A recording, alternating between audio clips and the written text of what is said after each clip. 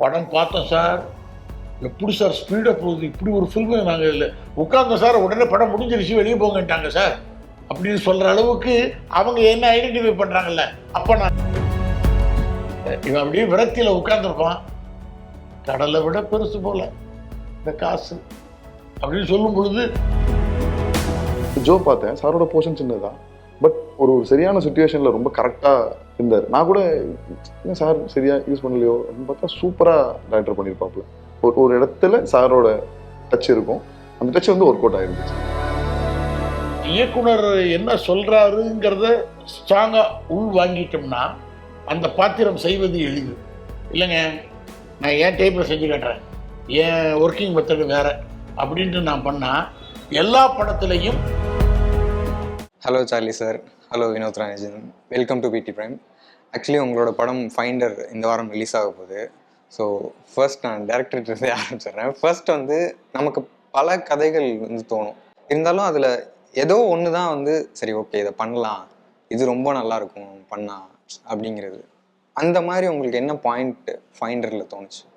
எனக்கு ரியல் இன்சிடெண்ட்டை வச்சு கதை பண்ணணும் அப்படிங்கிறது தான் என்னோடய ஐடியாஸ். ஆமாம், அந்த ஐடியாவில் அந்த மோட்டிவில் தான் இந்த கதையை நான் வந்து ஃபஸ்ட்டு டச் பண்ணேன். அது ஸ்க்ரீன் பிளேவாகவும் ரொம்ப கரெக்டாக இருக்கிற மாதிரி எனக்கு தோணுச்சு. அதுக்கப்புறம் அதை எழுதி ரீரைட் பண்ணி ஒரு ஒர்க் அவுட் பண்ணும்போது ஒரு ஒரு ஒரு அழகான திரைக்கதை வடிவமாக கிடச்சிது. அப்புறம் அதுக்குள்ளே ரொம்ப லைவான விஷயங்கள்லாம், ஒரு உண்மை கதையில் இன்னும் என்னெல்லாம் லைவ் பண்ண முடியும் அப்படிங்கிற ஒரு ஒரு ஒரு யோசனை, ஒரு திங்கிங், அந்த மாதிரி ஒர்க் அவுட் பண்ணி ரெடியானதான் ஃபைண்டர். சார் சார்லி சார், எனக்கு நிறைய படங்கள் பார்க்கும்போது தோணும், எப்படி இவர் வந்து இவ்வளோ ரியலாக எல்லா கேரக்டரும் பண்ணுறாரு அப்படின்னு. இன்னொரு விஷயம் எனக்கு ரொம்ப சந்தோஷமாக இருக்கிறது என்னென்னா, நீங்களாக இருக்கட்டும், எம்எஸ் பாஸ்கர் சாராக இருக்கட்டும், சின்ன படம் பெரிய படம் அப்படின்னு வித்தியாசம் இல்லாமல் அதில் உங்களுடைய இது ஏதோ ஒரு பார்ட் ஹெல்ப் பண்ணுது அப்படின்னா அதில் போய் நடிச்சு கொடுக்குறது அப்படின்னு. ரீசெண்டாக நான் எறும்புன்னு ஒரு படம் போன வருஷம் பார்த்தேன்னு நினைக்கிறேன். அதில் நீங்கள் எல்லா படத்துலையும் நம்ம பார்ட்டிசிபேஷன் இருக்கணும், அந்த படத்துக்கு ஏதோ ஒரு வகையில் நம்ம முன்னாடி நான் when I started the career எல்லா படங்களையும் விட்டுறக்கூடாது, எந்த படத்தையும் விட்டுறக்கூடாது அப்படிங்கிற ஒரு விறுவிறுப்பு, ஒரு வேகம், ஒரு இன்செக்யூர்டான நிலைமை ஒரு ஆக்டருக்கு இருக்கும். ஸோ அதெல்லாம் இருக்கும் பொழுது வர்ற அசைன்மெண்ட் எல்லாமே ஒத்துக்கிட்டு தான் இருந்தேன். இப்போ வந்து nowadays I am getting very good roles. Space இந்த சினிமா எனக்கு ரொம்ப முக்கியம். ஒரு பிரமாதமான கேரக்டர் சார், ஒரு 5 நாள் கொடுத்தீங்கன்னா ஃபில்மை முடிச்சிட்றேன் அப்படின்னு வர்றவங்க கிட்டெல்லாம் சாஷ்டாங்க நமஸ்காரம் பண்ணி, சார் ஒரு 15 நாள் இருக்கிற மாதிரி கொடுங்க சார், ஏன்னா இல்லை உங்களை பற்றி தான் படம் ஃபுல்லாக பேசுவாங்க, படம் ஃபுல்லாக பேசுகிறது வேறு, நான் பேசப்படும் பாத்திரத்தில் செய்யணும்னு ஆசைப்படுறேன் சார் எனக்கு அப்படின்னு சொல்லி. இப்போது குறிப்பாக கிருமி, மாநகரம், இதில் எல்லாமே நான் எடிட்ட lead role, one among the lead role.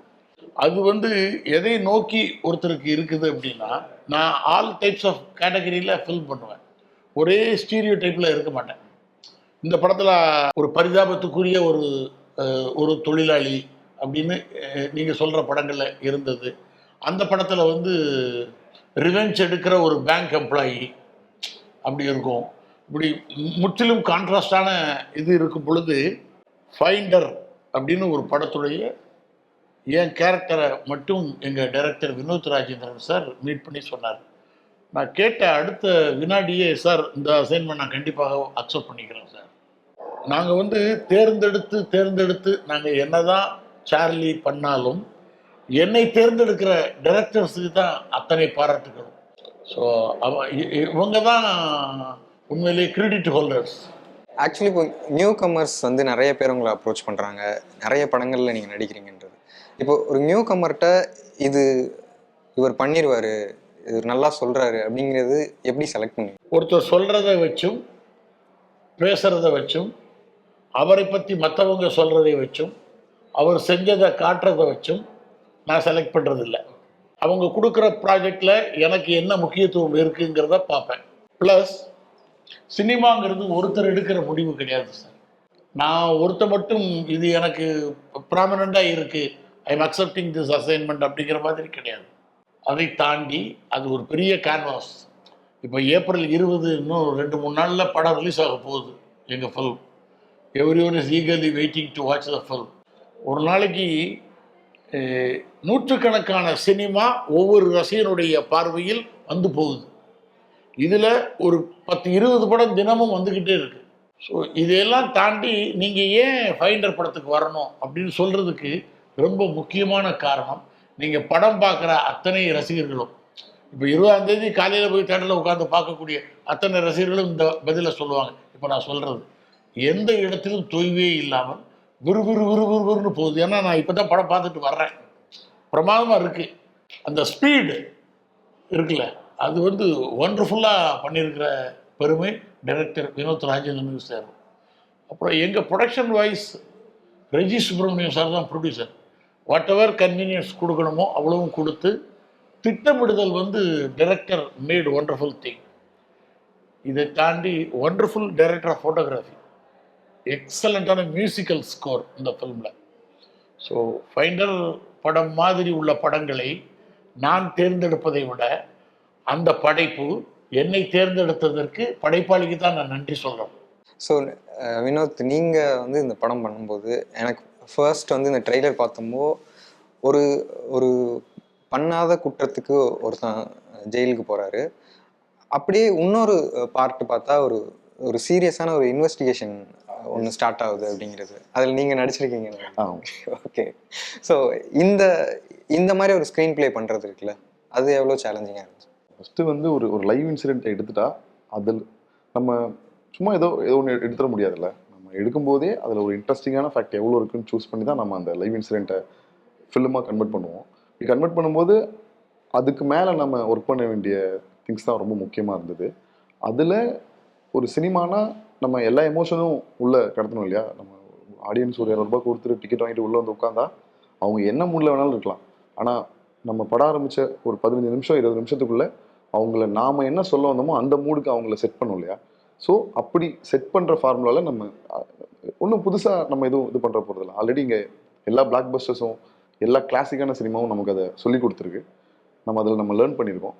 அப்படி என்னென்ன எமோஷன்ஸ்லாம் இதை கொடுக்கணுமோ அந்த எமோஷன்ஸ் நீங்கள் சொன்ன மாதிரி ஒரு பக்கம் வந்து ஒரு சென்டிமெண்ட்டாக ஒரு பக்கம் போகுது, இன்னொரு பக்கம் ஒரு பயங்கரமான இன்வெஸ்டிகேஷனாக இருக்குது அப்படின்னும் போது அப்படி தான் இந்த கதையை சூஸ் பண்ணி அந்த கதைக்கு என்ன தேவையோ அதை ஃபில் பண்ணுறோம். அதை சினிமாவை அதை கொடுக்குறோம். ஸோ சார்லி சார், இப்போது ஒவ்வொருத்தருக்கும் ஆக்டிங் பொறுத்த வரைக்கும் ஒரு மெத்தட் இருக்கும். இது நான் ஃபாலோ பண்ணுவேன். ஒரு கேரக்டர் சொன்னால், இப்போ ரகுவரன் சார் எடுத்துக்கிட்டோன்னா ஒரு கேரக்டர்னா அவர் வந்து இந்த கேரக்டர் எப்படியெல்லாம் பிஹேவ் பண்ணும் அப்படிங்கிறதுக்குள்ளெல்லாம் போவாருங்கலாம் சொல்லுவாங்க. ஸோ உங்களோட ப்ராசஸ் அப்படிங்கிறது எப்படி இருக்கும் ஒரு ஆக்டிங் பொறுத்த வரைக்கும்? பார்க்குறவங்க ஐடென்டிஃபை ஆகணும் நான் செய்யக்கூடிய மெத்தடில். அந்த மாதிரி இருக்கும் என்னுடைய அணுகுமுறை. அடிப்படையில் நான் வந்து சினிமா நடிகர் கிடையாது. அடிப்படையில் நான் வந்து ஒரு நாடக கலைஞர்.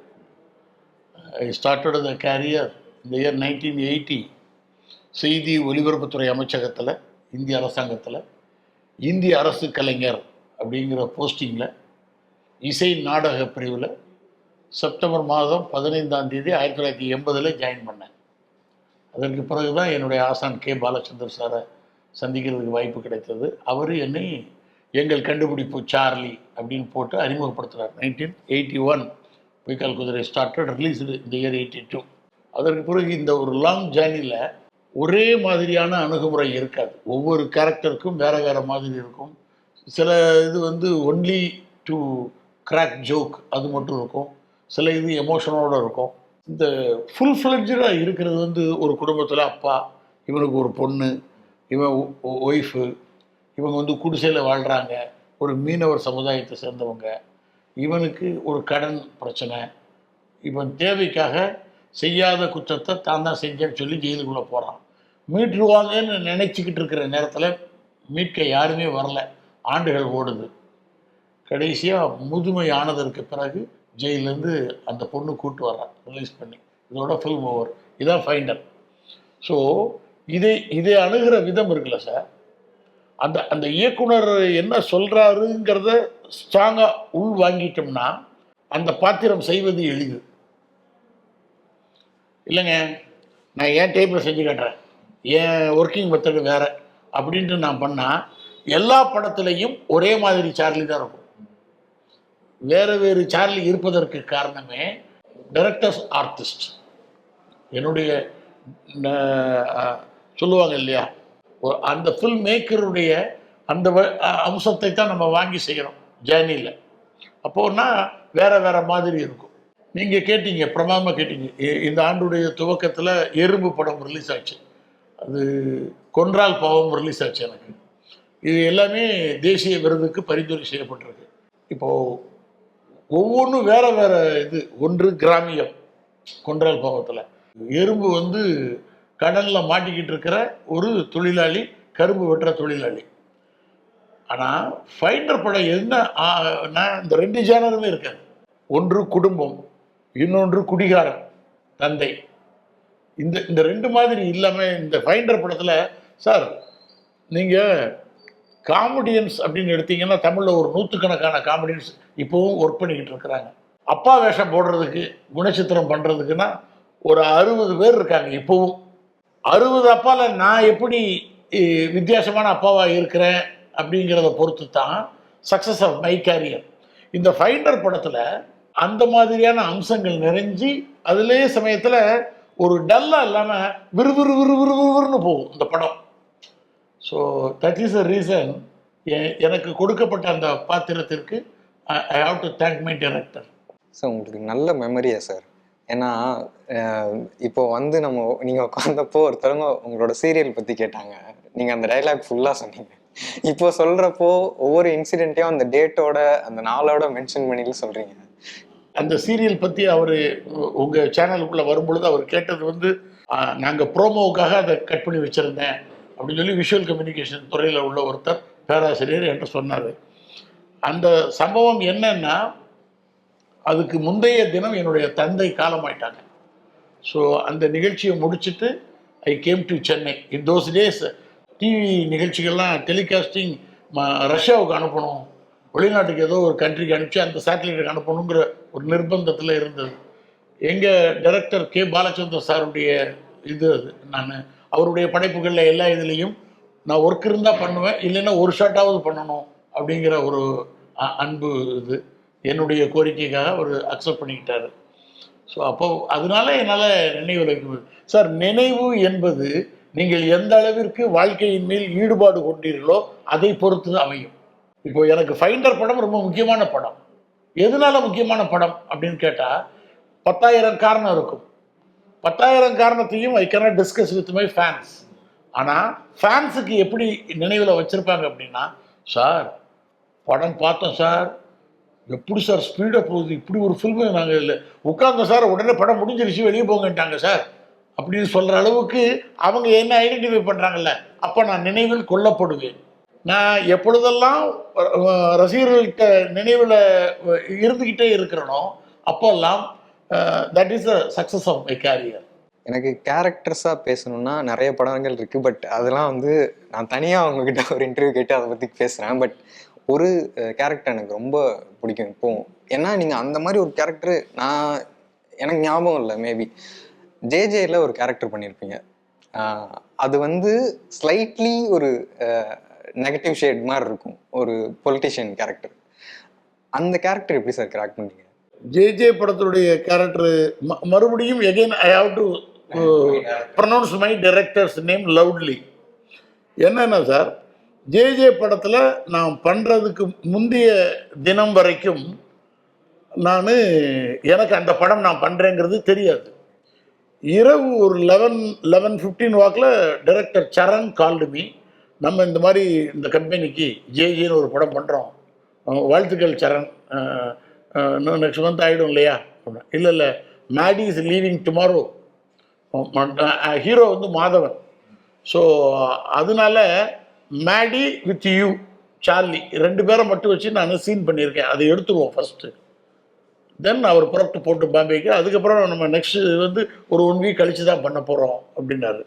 சரண் எனக்கு இப்படி நாளைக்குன்னு கேட்டால் எப்படி, அதெல்லாம் தெரியாது, நீங்கள் இப்படியே அட்ஜஸ்ட் பண்ணிட்டு வந்துடுங்க சார்லி அப்படின்னு சொல்கிற உடனே தென் ஐ அக்செப்டட் த அசைன்மெண்ட். நான் போய் எனக்கு இந்த 42 ஆண்டுகளில் எனக்கு என்னுடைய தேதிகளுக்கோ என்னுடைய ப்ரோக்ராமுக்கு தனியாக நான் மேனேஜர் வைத்துக் கொள்வதில்லை. எகைன் ஐ எம் டெல்லிங், நான் டைரக்டருடைய ஆர்டிஸ்ட்டுங்கிறதுனால ஸோ டைரக்ட் டீலிங்காக தான் இருப்பேன் நான் எல்லா இதுலேயுமே. ஸோ அந்த அசைன்மெண்ட்டு நான் ஒத்துக்கிட்டேன். அப்படி அது அது எனக்கு ரொம்ப பிடித்தது என்னென்னா, நான் பொலிட்டீஷியன் சட்டமன்றத்துலேருந்து சட்டை எல்லாம் கிழிச்சு அப்படியே அனுப்புவானுங்க. நான் கோடு போட்ட அண்டர் எவிடன்ஸுக்காக உடஞ்ச மைக்கெல்லாம் கையில் வச்சு எடுத்துகிட்டு வருவேன். அது ரொம்ப பிரமாதமாக வரவேற்கப்பட்டது. செம்ம அந்த டைலாக் வந்து, ஏன்னா என் காசை எல்லாரும் சாப்பிட்றீங்க, நான் எப்படா சாப்பிட்றேன். அட்டகாசமான கேரக்டர். ஸோ அதே மாதிரி இந்த படத்தில் உங்களுக்கு ஒரு இந்த சீன் எனக்கு கிராக் பண்ண கொஞ்சம் ரொம்ப ப்ராசஸ் பண்ண அப்படின்னா என்ன சொல்றீங்க ஃபைண்டரில்? இப்போ director Vinod Rajendran side by என் கூட உட்கார்ந்துருக்கிறாரு. அவர் இல்லாவிட்டாலும் சொல்லக்கூடிய ரொம்ப அழுத்தமான ஒரு இடம் இருக்கு. அல்டிமேட்டாக எல்லாரும் சுயநலம், எல்லாரும் என்னை தற்காத்துக் கொள்வது, நான் எவ்வளோ பெரிய ஆள் தெரியுமா என்று காட்டிக்கொள்வது, இப்படிப்பட்ட உலகத்தில் இது மட்டும் இருந்துருச்சுன்னா நான் ஜெயிச்சிருப்பணும் அப்படிங்கிற ஒரு உணர்வு வரும் தெரியுமா. ஏதாவது ஒன்றை இழக்கின்ற பொழுதோ இல்லை ஏதாவது ஒரு நெசசிட்டி இருக்கின்ற பொழுதோ இது இருந்துச்சுன்னா நானும் கொஞ்சம் மற்றவங்கள மாதிரி ஜெயிச்சிருப்பணும் அப்படிங்கிற மாதிரி லைன் வரும்ல. அந்த அது என்ன சொல்லுவாங்கன்னா எட்ஜ் ஆஃப் த லைஃப்பாங்க. வாழ்க்கை அதுக்கப்புறம் கிடையாது. அந்த அளவுக்கு வரும்போது நிறைய ஒரு ஒரு ஒரு பக்கம் வரைக்கும் எழுதி வச்சுருந்தார் வினோத் ராஜேந்திரன் சார். நான் எல்லாம் ப்ரிப்பேர் பண்ணி ரிகல்ஸ் எல்லாம் பார்த்தாச்சு. Sir we can go for take. Sir அவ்வளோ வேண்டாம் சார், நீங்கள் தான் சொன்னீங்க சொல்ல சொல்லி, இப்போ வேண்டான்றீங்க. அந்த ஃபஸ்ட்டு லைன் வேணால் இது வேணால் கம்மி பண்ணுங்கள், இன்னும் கொஞ்சம் கம்மி பண்ணுங்கள் அப்படின்னு சொல்லி நான் சமீபத்திய உள்ள இந்த புதிய இயக்குநர்கள்ட்ட எல்லாமே நான் பார்க்குறது என்னன்னா சார், அந்த பப்ளிங் வித் கிரியேட்டிவிட்டி. இன்னொருத்தர் வந்து சார் இது எல்லா படத்துலையும் வர்ற டைலாக் தானே அப்படின்னு சொல்வதற்கு முன்பாக வினோத் ஹிம்செல்ஃப் சார் அது நல்லா இருக்குது சார், ஆனால் இதை விட இன்னும் கொஞ்சம் கம்மி பண்ணி சொல்லுங்கள் அப்படின்னு சொல்லி ஒரு ஒரு ப்ரிசைஸ்டாக கிறிஸ்பாக ஒரு சோல் ஆஃப் த ஃபில்ம்னு சொல்லுவாங்கல்ல, அந்த மாதிரி ஒரு 2 லைன் இருக்கு. என்னன்னா, இவன் மீனவன் கடலை விட பெருசு போல பணம் அப்படின்னு சொல்லுவாங்க. இந்த லைன் வந்து கடலை விட பணம் பெருசுங்கிற வார்த்தையை அது இவன் அப்படியே விரக்தியில் உட்கார்ந்துருப்பான். கடலை விட பெருசு போல இந்த காசு அப்படின்னு சொல்லும் பொழுது அப்படியே குலுங்கிடும். ஸோ லாஸ்ட் கொஸ்டின் என்னன்னா, நீங்கள் ஒரு ஒரு ஃபர்ஸ்ட் டைம் டைரக்டராக சாரை அப்ரோச் பண்ணுறது அண்ட் உங்ககிட்ட எப்போயுமே ஃபர்ஸ்ட் டைம் டைரக்டர்ஸ் தயக்கம் இல்லாமல் வர்றாங்க, அதுக்கான ரீசன் ஃபர்ஸ்ட் நீங்கள் சொல்லிடுங்க. எனக்கும் ஃபஸ்ட்டு நான் எழுதணுன்னே ஒரு 4-5 பேர் ஆப்ஷன்ஸ் நான் வச்சுட்டு தான் போனேன். நான் சரி சார்கிட்ட போய் சொல்லுவோம், சார் என்ன சொல்கிறாங்க. போன உடனே அவர் வந்து ஃபுல் கதையெல்லாம் கேட்கல, நான் அதில் என்னவா இருக்கேன் அதை மட்டும் சொல்லு தம்பி அப்படின்ட்டு நான் சொன்னேன். சார் அதெல்லாம் சார் இப்படி இருக்கும் சார் அப்படின்னு. ஃபஸ்ட்டு டேட்னாலே அவர் டேட் வச்சு ஒரு ஒரு சொல்லிடுவார். போன உடனே சொல்லிட்டார், டேட்லாம் கேட்டு தம்பி நான் அந்த மாதிரி இதெல்லாம் பண்ணுறதில்ல, நான் பண்ணுறதுனா டோட்டாக எனக்கு இருக்கணும், முதல்ல நான் என்னவா இருக்க போகிறேன்றது எனக்கு ரொம்ப முக்கியம் அப்படின்ற வார்த்தையை ஃபஸ்ட்டே சொல்லிட்டாரு. அப்படி அதை மனசில் வச்சுட்டு தான் டேட் சொன்னேன். அடுத்தது வந்து அவரோட போர்ஷன் மட்டும் சொல்ல சொன்னார், வேறு எதுவுமே எனக்கு வேணாம், என்னோட போர்ஷன் மட்டும் சொல்லுங்கள், அதுக்கப்புறம் மற்ற ஓரளவு லைட்டாக சொன்னீங்கன்னா போதும். அப்புறம் அவர் சாரோட போர்ஷனே கிட்டத்தட்ட ஒரு 1.5 மணி நேரம் போச்சு. ஆமாம், கதையே கிட்டத்தட்ட ஒரு 2 ஹவர்ஸில் முடிச்சலாம். 1 ஹவர் போச்சு. கேட்டார், ஓகே எப்போ பண்ணலாம் அப்படின்றதோட அதில் எனக்கு அதை சாரை டச் பண்ணுறதோ இல்லை சாரை நான் கன்வின்ஸ் பண்ணுறதோலாம் இல்லை. அவருக்கு ரொம்ப இம்பார்ட்டன்ஸாக இருந்துச்சுன்னா ஹீ வில் டூ. அது நான் கிளியராக சொல்லுவேன். அதனால தான் யங் டைரக்டர்ஸ் சாரை போய் அப்ரோச் பண்ண உடனே வந்து ரொம்ப பாசிட்டிவாக வெளில வர முடியுது. ஆமாம், சார் ரிஜெக்ட் பண்ண விஷயம் எனக்கு தெரியாது. எனக்கு தெரிஞ்சு நம்ம பார்க்கணும்ல, சார் இருக்கார் எல்லா யங் ஃபிலிம் மேக்கர்ஸோட ஃபிலிம்லேயும் சார் இருக்கார். ரொம்ப இப்போ கூட நான் ஜோ பார்த்தேன், சாரோட போர்ஷன் சின்னது தான், பட் ஒரு சரியான சுச்சுவேஷனில் ரொம்ப கரெக்டாக இருந்தார். நான் கூட ஏன் சார் சரியாக யூஸ் பண்ணலையோ அப்படின்னு பார்த்தா சூப்பராக டைரக்டர் பண்ணியிருப்பாப்புல. ஒரு இடத்துல சாரோட டச் இருக்கும், அந்த டச் வந்து ஒர்க் அவுட் ஆகிருந்துச்சு. ஸோ அந்த விஷயத்தில் சார் வந்து ரொம்ப ஃப்ளெக்சிபிள். சார் இப்போ உங்களுக்கு அந்த இதுதான் எப்போயுமே வந்து ஃபர்ஸ்ட் டைம் டைரக்டர்ஸோ இல்லை யாராக இருந்தாலும் உங்களை ரொம்ப ஈஸியாக நம்பிக்கையோட அப்ரோச் பண்ண முடியுது அப்படிங்கிறதுக்கு அந்த ஸ்பேஸை நீங்கள் எப்படி வச்சுக்கிறீங்க? அந்த ஸ்பேஸ் ரெண்டு காரணம் தான். ஒன்று தேடல், இன்னொன்று ஏற்பு திறன். Actor should not search a role, the role should search an actor. அப்போ தான் அந்த அந்த படைப்பு நல்லா வரும். ஒரு டைரக்டர் என்ன அப்ரோச் பண்ணும் பொழுது நான் அதுக்கு ஃபிட்டாக இருக்கணும். எனக்கு அது சரியில்லை இது சரியில்லைன்னு நான் கொஞ்சம் நெளிய ஆரம்பித்தா என்னை நோக்கி வரக்கூடிய படைப்பாளிகள் கொஞ்சம் அவங்களும் நெளிய ஆரம்பிச்சிருவாங்க. அப்படி அமைந்தது தான் எனக்கு அமைந்துக்கிட்டு இருக்கிறது தான் இப்போ வரைக்கும். Right no I am doing ஒரு 7 assignment I am doing the lead இது பண்ணிகிட்டு இருக்கேன். லீடுனா it's not a hero role கிடையாது, ஒரு மைய பாத்திரம். ஸ்பேஸ் இந்த ஃபிலிம் ரொம்ப முக்கியமாக உள்ள பாத்திரம். இன்ஃபேக்ட் ஒரு காலேஜ் ப்ரொஃபஸராக ஒரு ஃபுல் லென்த் ஹியூமர்லாம் பண்ணிகிட்டு இருக்கிறேன் நான். அந்த மாதிரி ஃபிலிம்லாம் பண்ணிகிட்டு இருக்கேன். பன்பட் ரிஜான்னு ஒரு ஃபிலிம். இந்த மாதிரி ஐ am doing very good assignment. Super. So உங்கள் படம் பெரிய சக்ஸஸ் ஆகணும் அப்படின்னு விஷ் பண்ணிக்கிறேன். உங்களுக்கும் அடுத்து நல்ல நல்ல ப்ராஜெக்ட்ஸ் வந்துட்டே இருக்கணும், நீங்கள் நடிச்சிட்டே இருக்கணும்னு விஷ் பண்ணிக்கிறேன்.